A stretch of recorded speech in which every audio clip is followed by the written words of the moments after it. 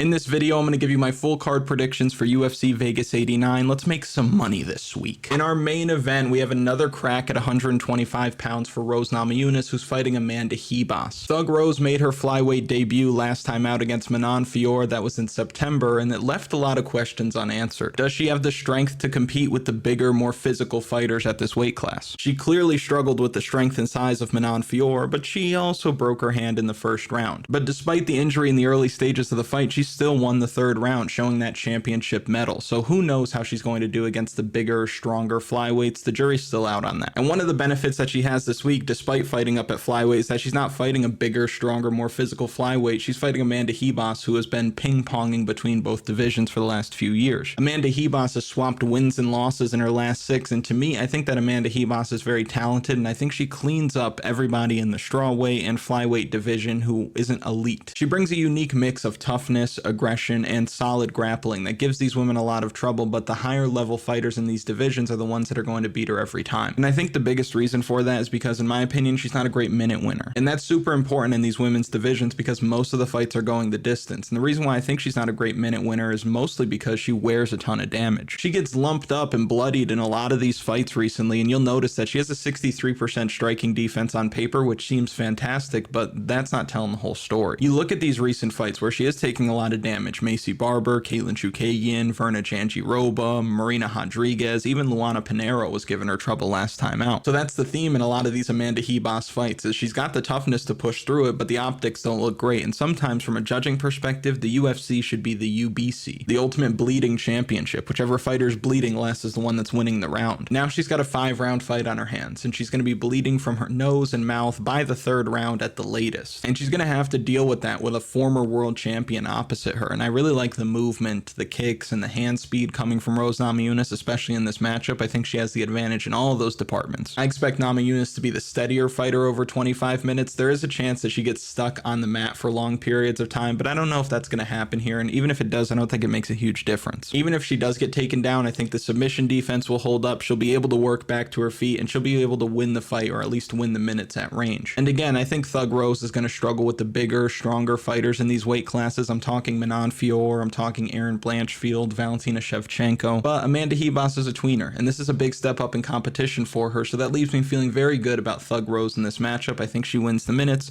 wins the rounds, wins on the judges' scorecards. Give me Rose Namajunas by decision. In the co-main event spot, we have Karl Williams and Justin Tafa fighting at heavyweight. This was supposed to be Junior Tafa, but Junior stepped in for Justin. Now Justin steps in for Junior. Justin Tafa was supposed to fight Pajuelo at UFC 298. A knee injury takes him out of that fight. The brothers swap places, and I think that things got a little bit harder for Karl Williams here, because against Junior Tafa, he had a guy who was 6'3", longer legs, bad takedown defense, but now he has to deal with a shorter fighter, a heavier fighter, and one who has not been taken down yet in the UFC. Now, does that mean that won't happen in this fight? Of course not. On paper, Justin Tafa has 100% takedown defense, but he's only had to defend 3 takedowns in the UFC from the likes of Harry Hansucker and Carlos Felipe, who both have combined for this many takedowns in the organization. Oscar would do a better job of taking Justin Tafa down than those guys would, so take that 100% takedown defense with a grain of salt. But I think that is where the fight is either won or lost for either of these guys this week. The takedowns will determine the way that the fights go, just like Tai Tuivasa in the main event last week. In the first couple of seconds, it looked like we had another early Tai Tuivasa win on our hands. One takedown changes everything. Gaps in wrestling at the heavyweight division make all the difference in a lot of these fights. So if Karl Williams can get Tafa's back to the mat even once, I think that he wins this fight. I could see Tafa getting stuck on the mat, and even if he doesn't get finished, he might just get tired after one grappling exchange, having to work back up to his feet with a big guy like Karl Williams on top of him. If he gets tired, that fight-ending power will be gone. Now on the other side for Williams, that striking defense looks suspect. Him getting chinned in the first 90 seconds of this fight is definitely on the table. He tends to load up, he isn't the most defensively sound, and all Tafa needs is one. His left hook out of that southpaw stance lands as heavy as any strike in the sport today. Now Carlos Williams has never been knocked out, but that doesn't really mean that much when somebody has a Louisville Slugger attached to their body. So I'm torn here because on one side we have the better athlete on a full camp with more ways to win, better wrestling, and better cardio. But on the other side we have Justin Tafa, who's missed weight at heavyweight in the past. He's not coming in on a full camp, he's nursing a knee injury, and he likely only has about 3 minutes to get it done here, but he has as best of a puncher's chance as anybody ever. This is going to be a learn from my mistakes play here, because last week a lot of the same things that we say for this one we said for the main event, and I flip-flopped and went with the big punching power versus the better skill set. I won't make that process mistake again. If the outcome is different than the process, that's fine. It happens all the time, volatile game, but I don't want to make that process mistake again. So I like Carlos Williams to find the takedowns that he needs, force Justin Tafa to work, tire him out, and then finish him in this fight with ground and pound probably in the second or third round. Give me Carlos Williams to win by knockout. Next, we have a tough one at middleweight because both of these guys have failed to reach the heights that you would expect from them coming into the UFC. On one side, you have Edmen Shahbazyan, whose run in the UFC has been like chewing a stick of juicy fruit. At first, you're thinking, wow, it doesn't get much better than this. But after the first few chomps, the flavor's gone, you're no longer interested. Unfortunately, Edmen Shahbazyan was a victim of hype and expectations with his ties to Ronda Rousey, talks of him being the next big thing in the UFC. He comes into the UFC, and I almost wanted to call it soft matchmaking on his way in, but I wouldn't say that. I think it was appropriate matchmaking to see where he was at. He struggled against Darren Stewart in his UFC debut, and Darren Stewart was somebody who didn't have a great run in the UFC, but was almost always competitive. He beats Darren Stewart, but not in the way that you would like to see. So you don't give him that step up yet. You give him Charles Byrd and Jack Marshman, who both didn't have success in the UFC, but he runs through them. Since he looked so good, they give him the great middleweight measure, which is Brad Tavares, where he picks up what is still the best win of his career, highlight reel knockout in the first round against Brad Tavares. That means something. So at that point, he's 4-0 in the UFC, just knocked out Brad Tavares. Give him the jump up. Let's see what happens. I think the jump was too fast. It was too much. It was too soon because he jumped up all the way to Derek Brunson and he got destroyed. He gets mauled by Jack Hermansson after that. Then he gets knocked out by Nasruddin Imavov, and the UFC says, okay, let's pump the brakes. Let's give him an easier fight. They throw him Dolce Lungiambula. He wins that fight, of course, but then they throw him in there with the best wrestler in the division in Fluffy Hernandez, and of course he loses that fight. There's really no shame in these losses, and the matchmaking, with respect, has kind of been all over the place. Now on the other side, I think that AJ Dobson hasn't met expectations of the fans and the UFC because prior to coming into the organization, he was finishing everybody in the first round. But then he gets to the UFC and he looks like he can't finish a can of Coke. So I think both of these guys are in tough spots. Where I think Edmen Shahbazyan can win this fight is by keeping the feet and throwing volume. Dobson doesn't throw a ton and he can lose the numbers game against a confident striker who's willing to fight at a high pace. We saw that against Armen Petrosyan where he was outlanded basically 2-1. Where Dobson can have success is if he leans on his wrestling, taking Shahbazyan down, making him carry his weight, looking for a submission. Shahbazyan has been a gasser and he's really struggled against wrestling heavy approaches. Granted, he has been wrestling some of the best grapplers in the division. Again, you got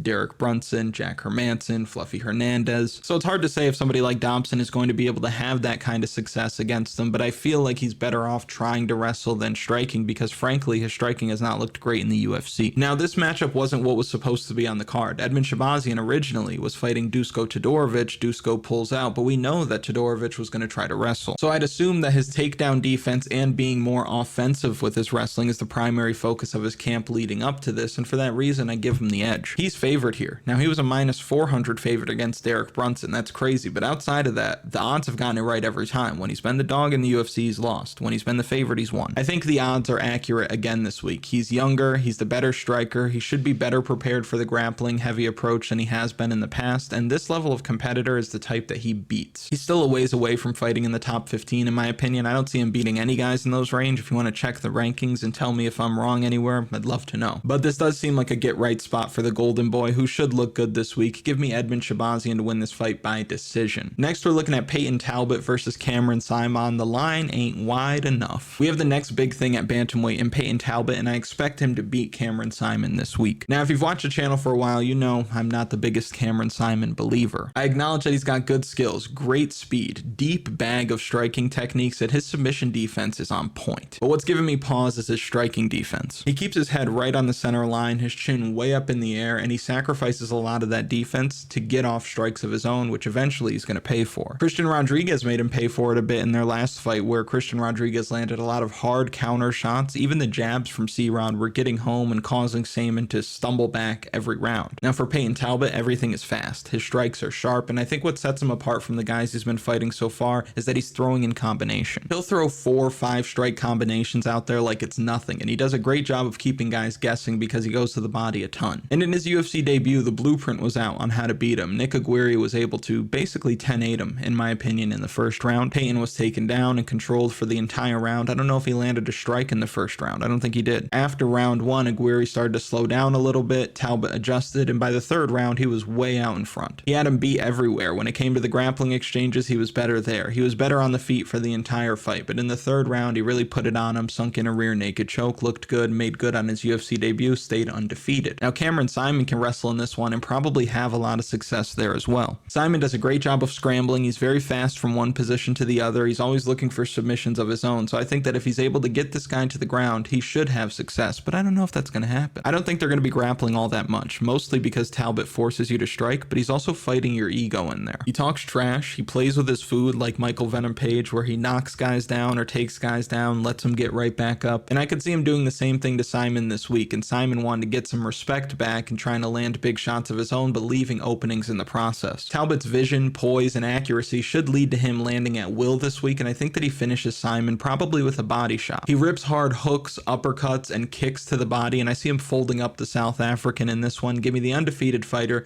the bigger fighter, the sharper striker. Give me Payton Talbott to win this fight by knockout. Payton Talbott will be on the official betting article this week. I'm shocked by the line. I see people on Twitter going with Cameron Saaiman. I think it's crazy. I think that Payton Talbott's got him covered. I think we're getting great value at the line, and I think it's going to look like that on fight night. Last week we had 10 bets, but only 9 of them were able to clear because Ange Lusa went running for the hills. And had he not, we would have had a great day, but we ended up being down, I think, 0.2 units. We're going to get it all back this week. So if you want the official betting article, as well as all of the DFS tools like the strategy guide, the lineup optimizer, the projections, the data model, access to the community forum where we have the parlays, even though Kennedy and Zejiku gave us some of this last week, you can find all of that on kunithmma.com. That'll be linked in the description and at a pinned comment. Back to the breakdown. Next, we have a tricky one at featherweight with Billy Quarantillo, shout out Western New York, and the returning Youssef Zalal. Zalal is making his return to the UFC after being released from the promotion following an 0-3-1 skid where he lost to Ilia Topuria, no shame in that. Sung Woo Choi goes to split decision with Sean Woodson, and he draws against Damon Blackshear because he lost the first and second round, 10-8'd him in the third. Now in these fights, we saw him struggle with his opponent's takedowns and his volume because Youssef Zalal just does not put a whole lot out there. And if you're in the Zalal camp this week, you're worried about that because he's fighting a cardio monster in Billy Quarantillo. Billy Quarantillo fights at a crazy high pace. He's always keeping busy. That's what's winning him these fights. Last time out against Damon Jackson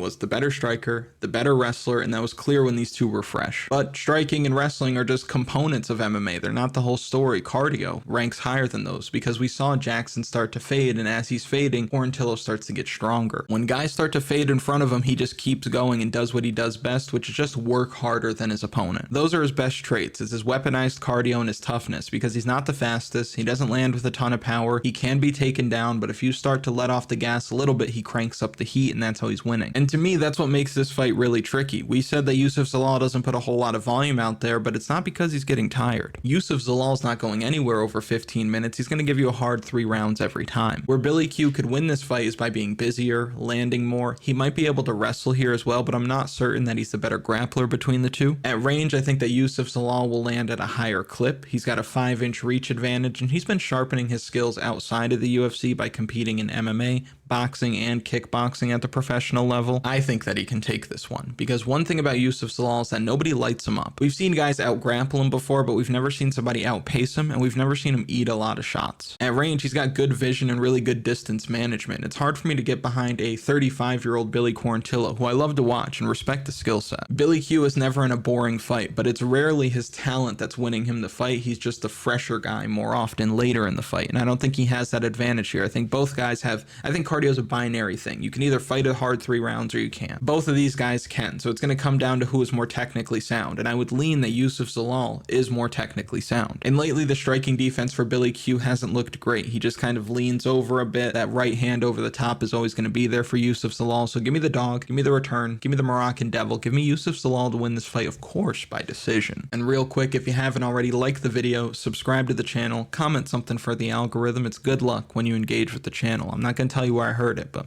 I heard it. Next, we have the UFC debut of Luis Pajuelo. He's fighting Fernando Padilla this week. Padilla is long, young, and he can be sharp, but he did lose his last fight to Kyle Nelson, which is borderline inexcusable, especially after his UFC debut performance where he cashed as an underdog against Julian Erosa in a fight where he just couldn't miss. He was landing everything he wanted, and he blew the doors off of a very cagey veteran in Julian Erosa, so to see him come in and miss as much as he did against Kyle Nelson was shocking. I'm hoping that he can correct that moving moving forward, watch the tape back, learn from it, improve, because when he does land, he's hurting guys. He can keep you at the end of those long punches and knock you out, or he could submit you if you decide that the pressure becomes too much and you want to take a shot. Padilla is somebody who uses his length very well, not only when it comes to his striking, but his grappling as well. Now on the other side, Pajuelo is making his UFC debut, coming off of a big knockout on Contender Series, and that's what he does if you look back at this guy's fights. The power is there, and when he starts landing on these guys, they tend to crumble in front of him, and he's going to be looking for that big power to land on that tiny pea head that you see on the screen there for Fernando Padilla. But for Padilla, while not actually having a chin, he's got a hell of a chin, if you know what I'm saying. It's going to be tested this week, but I expect it to hold up long enough for him to get his offense going. And I don't think it needs to last all that long for him, because Pajuelo, for as good as he's been, he has not seen the combination of length and power that he's going to be facing in his UFC debut. So I expect a lot of nervous energy from him this week, big winging shots, and leaving openings for a sniper like Padilla to take advantage of. I think Padilla finds the chin. I think he lets his hands go early and often. Give me the size, give me the experience, give me the more well-rounded skill set. Give me Fernando Padilla inside the distance. Next, we have a fight with Trey, Ogden, and Holobaugh. Listen, if you've watched this channel for a while, you know I am one with Trey Ogden. I am a Trey Ogden expert. I have accurately called every fight that he's had in the UFC, and yes, I will count the last fight as a win. He was choking Nicholas Mata out, and then Mike Beltran decided to stop the fight before the guy tapped. So Mike Beltran, please hang it up. Travel cross country on a motorcycle or something. You don't need to be reffing anymore. Thank you. But yes, I know everything there is to know about Trey Ogden, so you should listen to what I have to say, because I'll be right about this one like I was about all of the other ones. Holobaugh is our underdog here, and he's coming off of a win over Austin Hubbard last time out, where he won the Ultimate Fighter. The dude is a junkyard dog. Tons of experience, power in his hands, tricky submission game as well, and he's very hard to put away, and he's got the momentum of getting back into the UFC, winning his new UFC debut, and becoming the Ultimate Fighter. Now in that fight, he did come back a bit because he was facing some adversity early. He gave up some takedowns, but even then, he didn't really seem to be in much danger. He stayed safe on bottom, kept busy, never really accepted the position. And on the feet, both guys were landing. We saw Austin Hubbard looking career best on the feet. He was throwing a lot of different technique out there, teeps to the body. He was staying busy with his hands. It looked good. But you noticed that Holobaugh looked a bit more physical in there. He landed harder. The punches were faster. He stayed in Hubbard's face, and I could see him doing a lot of the same things to Trey Ogden, who has much slower hands, doesn't really seem all that comfortable on the feet. Even if he is comfortable on the feet, Holobaugh has a way of making you uncomfortable with that pressure. On the mat, I guess you could give Trey Ogden the edge. I don't think that we've seen the best version of him in the UFC, so if he's better than what he has been, then he probably will give Holobaugh trouble on the mat. But against stronger grapplers, I don't know if that's the case, because the Monkey King gave him all kinds of problems on the mat. But regardless, for as good as Trey Ogden is on the ground, he's terrible at getting there, with only a 16% takedown accuracy, which is as low as you'll see in the UFC. If you're a fighter and your best weapon is your jiu-jitsu, getting the fight to the mat's pretty important. From what I saw in the Ultimate Fighter and what Holobaugh looked like last time out, I can't see him letting this one slip, and I think there's a lot of value on the underdog here. I like the forward pressure. I like the busy guard that he keeps on the ground. Trey Ogden's been submitted 3 times in the past. I see Holobaugh overwhelming Trey Ogden this week on the feet, and then finding himself in top position later, maybe a little club and sub sometime in the second round, but give me Holobaugh to win this fight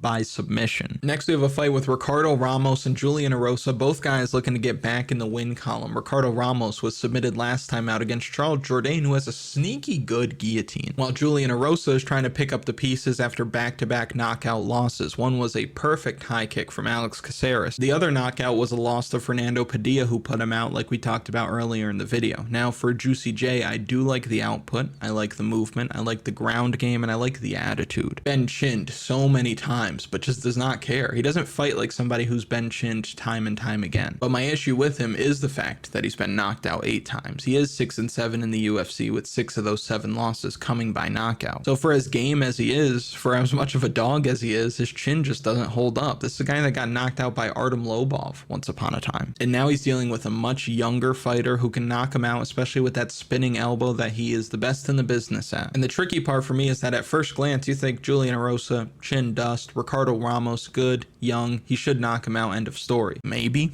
But if he doesn't land a spinning elbow, does he even knock Julian Erosa out? Also, if you're going to knock Juicy J out, you best to do it in the first round. I'm not saying it's impossible after round 1. He's worst when he's cold, but once he gets going in there, takes a couple of shots, gets settled into the fight, starts absorbing these punches, rolling with them, that's when he becomes a problem. And we've seen him fight powerful guys in the past. Nate the Train Landwehr, who he knocked out, Charles Jourdain, Mean Hakeem Dawadu, eating what these guys are throwing his way. And I see him doing the same thing to Ricardo Ramos, especially because Ricardo Ramos doesn't want to strike with him. Ramos wants to take him down. He's got good jiu-jitsu. That's where he does his best work, but I think that would be a mistake. Julian Erosa's never been submitted, nasty jiu-jitsu, great frontal choke package like Darce and Anaconda, maybe a guillotine to stop these takedowns as well. He's the bigger man, the longer fighter. Couple that with his high output and submission game, to me, the fight becomes knockout or bust in round 1 for the Brazilian. And since that's the case, I would prefer the dog shot on Julian Erosa to get it done this week. Ramos has been finished in 4 or 5 losses. I'll take the dog to stay safe here in the first few minutes and get rolling downhill later in this fight. And Julian Erosa is one of these guys who the danger factor stays as high as it can be. It stays at a 5. He doesn't get tired and then it goes from a 5 to a 4 and then a 3 and then maybe a 2 in the 3rd round. He stays dangerous the whole time. And if he's not getting cold cocked in the first 180 seconds, then I think he puts it on this kid this week. So give me Julian Erosa to win this fight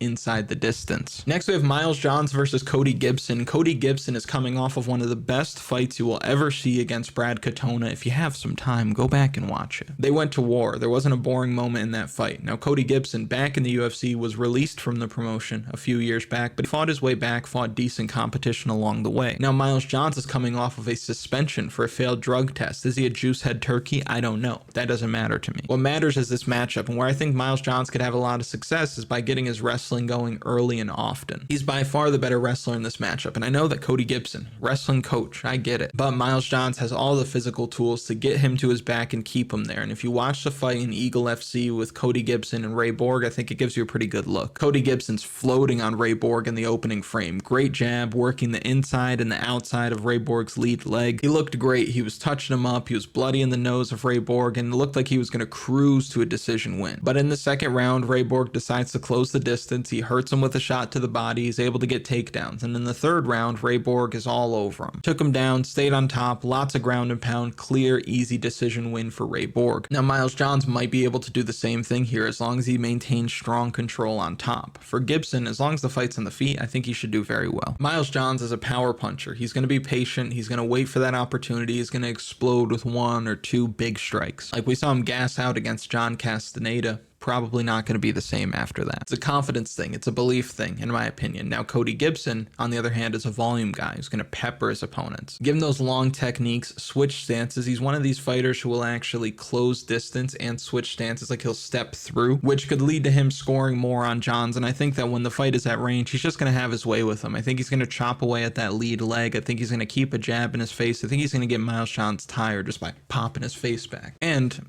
I don't really care about the whole suspension thing. It's none of my business. Who knows what goes on with these guys? But I just wonder what he's going to look like after the suspension, what the confidence is going to look like, what he's going to look like in that 3rd round. So for me, I lean the guy who I believe has more heart, maybe is fighting for more, longer fighter, better volume, somebody who's going to give me more effort from start to finish. Give me Cody Gibson to win this fight by decision. Next, we're looking at a fight with Jarno, Errens, and Stephen Nguyen, who's making his UFC debut. Jarno Errens is looking to get his first win in the UFC after going 0-2 in the promotion, dropping his UFC debut to William Gomis, and he had no answer for the wrestling in that fight. And against Sung Woo Choi, he was losing those grappling exchanges as well. He was also getting picked apart on the feet. He did have moments in that fight. He dropped Sung Woo Choi, but then he spent the last half of that round getting controlled. And in the 3rd round, after Sung Woo Choi landed a few low kicks, that front leg was completely shut down. Errens didn't even want to stand anymore. He's a fun fighter with a lot of flashy technique, and he's not afraid to get after it. Like, he goes after these guys. He's trying to win these fights. He's trying to finish these guys. But he hasn't looked all that accurate. He hasn't had an answer when he's put on his back, and who knows at this point if he's really even UFC caliber. Now, on the other side, Stephen Nguyen making his debut with a lot more momentum. He's on a win streak. He finished AJ Cunningham on Contender Series, fighting at a Fortis MMA, so hopefully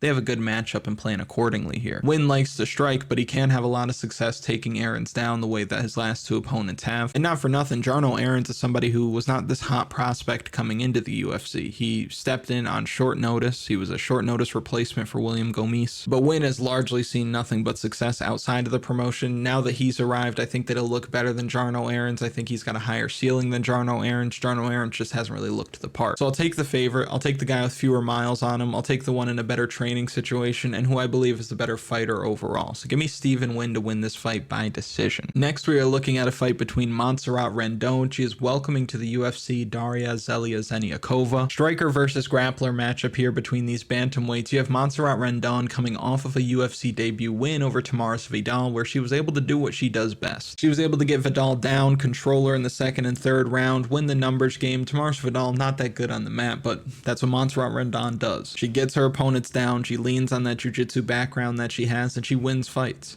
She was able to make good on her UFC debut, and now she's looking to move to 2-0 in the promotion. Now on the other side, Daria is big for the division, has a lot of power, throws a nice 1-2 down the middle, and is going to win every second of this fight that's standing, in my opinion. Where it's going to get dicey is if she's taken down. We saw that against Melissa Dixon in her second to last fight. That's where Rendon can definitely pull away here. That's the path for her. So if you want to fade the debut, go with the grappler over the striker, be my guest. That, from a process standpoint, makes a lot of sense. I'm even considering it myself. My issue, however, with Rendon is that she does not have a judge-friendly style, and that's going to hurt her. Evidence of that is that she's 6-0. All of her wins have been by decision. 3 of them have been by split decision. Talk about luck. 3 fights being split decisions and they all go your way. If she comes into this one with that lay and pray style and takes the Russian down, controls her for several minutes of this fight, but then Daria gets up, lands a hard 1-2, she's going to take the round. So from a process standpoint, like, I do think Rendon makes sense, but I won't be taking her here because that style is becoming less and less rewarding for these fighters, which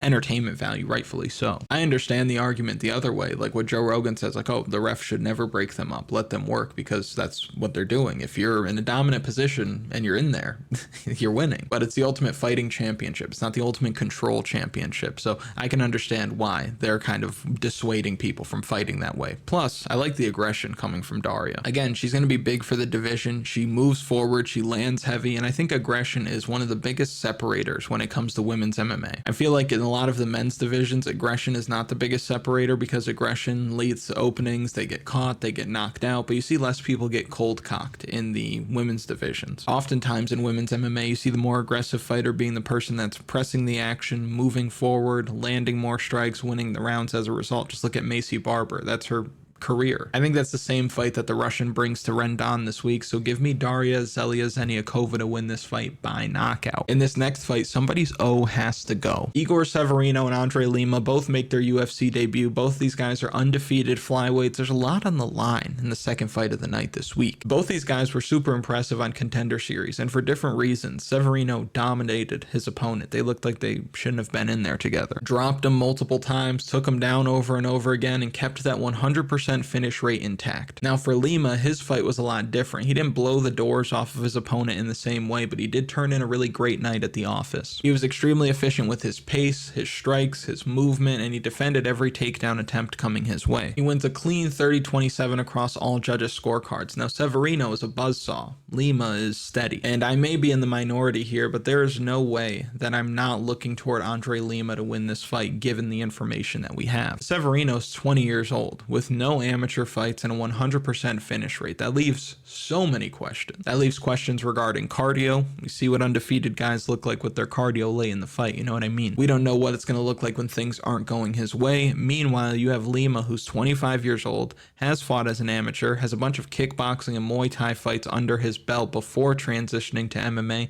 and he's won by decision multiple times. So side by side, it's clear that we have the more seasoned fighter in Andre Lima, and it's not like he's an old man. He's 5 years older, but he's only 25 years old. I expect Lima to stuff the takedowns, force this kid to strike, and probably get him out of there late in the third round when Severino's given it all he's got. So round 3 TKO is definitely on the table. Give me Andre Lima to win this fight by knockout. And the first fight of the night and the last fight of the night that we'll be looking at here is Muhammad Usman fighting Mick Parkin. This is a scrap. I don't know if people realize like how fun of a fight this is, but this is a scrap. You have Mick Parkin, undefeated, 2-0 in the UFC, looking to make it 3 with a win over Mo Usman. Usman. Parkin's got awesome pace to go with some great size, which is a rare combination. We've seen back-to-back fights now where he just outworks his opponents. He outlanded Jamal Pogues nearly 3-1 in his UFC debut. He was all over Kyle Machado last time out in a fight that he won mostly with his wrestling, but also, if you look, a lot of people scored the last round for Kyle Machado. I watched the fight back, and I think it's Ultimate Bleeding Championship. Mick Parkin had a cut above his eye and was bleeding, and as a result lost the round. Mick Parkin was moving forward the whole time. He landed a lot of clean strikes. I watched it hoping that I would see Kyle Machado pull away in the third round, and both guys looked gassed, and I thought that Mick Parkin was a little bit sharper. Now on the other side, Muhammad Usman is riding a 3-fight winning streak, also undefeated in the UFC. He knocked out Zach Paunga, who is now a light heavyweight, getting knocked out, and that was in his UFC debut. Landed a perfect left hook, which he has a knack for. Muhammad Usman has a knack for dipping his head, sliding off of the center line, and then coming over the top or right around the guard with a hook. He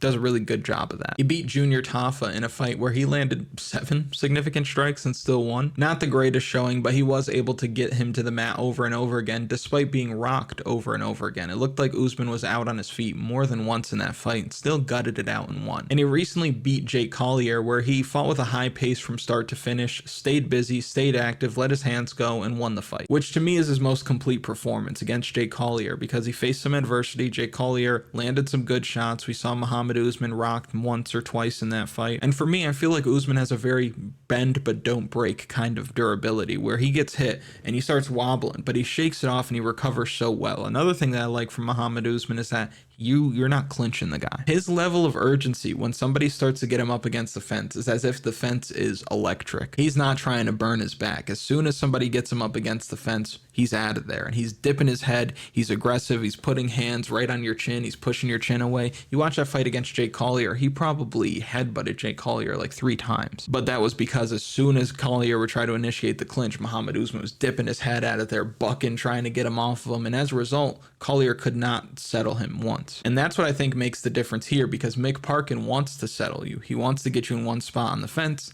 then take you down, lay on top of you. I don't think that he's taken down Muhammad Usman, who has a 0% takedown defense on paper, but it's also 100% takedown defense because no one's tried to take him down in the UFC yet. This one is super tough, and for me, one of the most interesting fights on the card, because Muhammad Usman gets caught a lot. Mick Parkin has a way of just touching you. So it can go either way, and I do think that this goes the full 15 minutes. I don't think that either man's going to be able to get the fight to the mat. If one of them does, I do think that it would be Usman securing the takedown here. His strength is ridiculous. You watch the fight with Jake Collier, he gets a single leg and just picks him up. He's got Jake Collier's big ass flying through the air for a second. He could do the same thing to Mick Parkin, and to me, Mick Parkin has like decent cardio, but he's got that cardio where he's just going to keep moving, but come the third round, he's not all that dangerous. I see Mick Parkin as the favorite here, but I think that Kamaru Usman does have better cardio, he has better wrestling, and he can stuff the takedowns. Where I think Parkin can win is by stealing the first and maybe the second round, by catching Usman with one of those right hands and just sitting him down. Maybe not even hurting him all that much, but again, Usman takes these shots and starts stumbling all over the place, so it's a bad optic, but I think that Mick Parkin could catch him with a straight right, straight left hand. But if that doesn't happen, I think we have the better athlete, the fresher guy in the third round, and the better wrestler in Muhammad Usman overall. I think there's value on the underdog. I think Muhammad Usman wins this fight with higher activity,